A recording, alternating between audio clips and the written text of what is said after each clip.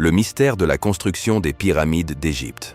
Depuis plus de 4500 ans, les pyramides d'Égypte dominent le désert, immobiles et silencieuses. Leur taille colossale, leur précision géométrique et leur incroyable longévité continuent de fasciner le monde entier. Comment une civilisation antique, sans machines modernes, a-t-elle pu ériger de tels monuments? Malgré les avancées de l'archéologie, le mystère demeure en partie intact. Des monuments hors du commun. La plus célèbre des pyramides, celle de Khéops, située sur le plateau de Gizeh, mesure à l'origine 146 mètres de haut et est composée d'environ 2-3 millions de blocs de pierre, pesant chacun entre 2 et plusieurs dizaines de tonnes.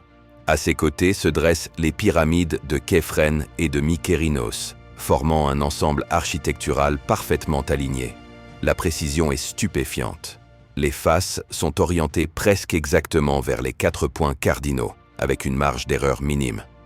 Même aujourd'hui, une telle exactitude serait difficile à atteindre sans instruments sophistiqués.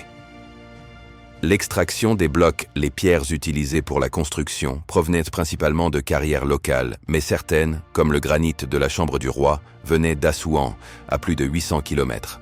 Les Égyptiens taillaient les blocs à l'aide d'outils en cuivre, de maillets en pierre et de coins en bois humidifiés pour fendre la roche. Le simple fait de découper et de préparer des millions de blocs avec ces outils anciens semble déjà relever de l'exploit. Le transport des pierres. Comment ces blocs gigantesques ont-ils été déplacés? Les chercheurs pensent qu'ils étaient transportés sur des traîneaux en bois, glissant sur du sable humidifié pour réduire la friction. Des fresques retrouvées dans des tombes montrent des équipes d'hommes tirant ensemble les blocs, coordonnés par des chefs de chantier. Des canaux aujourd'hui disparus auraient relié le Nil au site de Gizeh, permettant d'acheminer les pierres par bateau lors des crues annuelles. Les rampes, un débat sans fin. L'un des plus grands mystères reste la manière dont les blocs ont été hissés à des hauteurs aussi impressionnantes.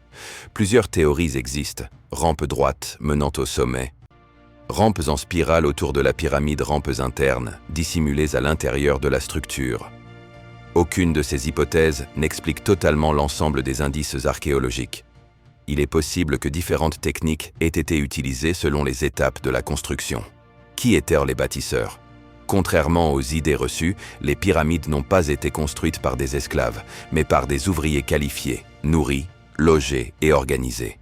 Des villages entiers de travailleurs ont été découverts à proximité des pyramides, avec des boulangeries, des infirmeries et des dortoirs. Ces hommes et ces femmes travaillaient pour honorer le pharaon, considéré comme un dieu vivant, et assurer son passage vers l'au-delà. Symbolisme et spiritualité. Les pyramides n'étaient pas de simples tombeaux. Elles représentaient une rampe sacrée permettant à l'âme du pharaon de rejoindre les dieux et les étoiles. Leur forme évoquait les rayons du soleil, en lien direct avec le dieu Ré.